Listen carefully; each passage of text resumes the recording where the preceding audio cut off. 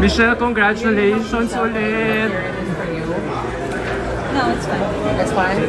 Congratulations ulit sa'yo. Thank you so much. Top 10 is still top 10. I know. I mean, everything happens for a reason. It's been an amazing journey. I made such amazing relationships here. And I just want to say thank you so much for always supporting me.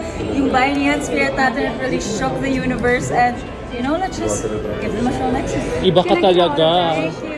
Iba ka talaga, Michelle. You're one tough act to follow. Thank you. I mean, ultimately my goal was really to make sure that all of you know that I tried my best. Super. And that's all that I could ask for. Of course, last night was Nicaragua's destiny and I wish her the best. She's an amazing queen with an amazing platform. No regrets. We love you, Parang, Michelle. We're very ano proud tuwa of ko sa'yo, you. positive ng disposition mo sa buhay.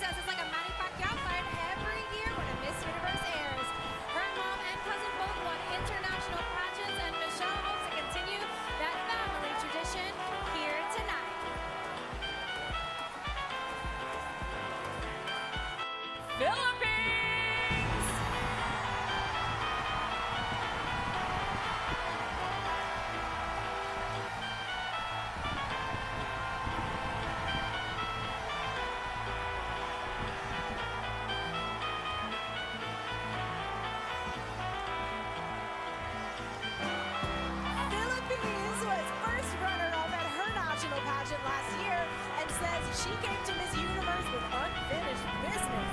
This dress was inspired by a 106-year-old Filipino tattoo artist who's helped her keep her unique cultural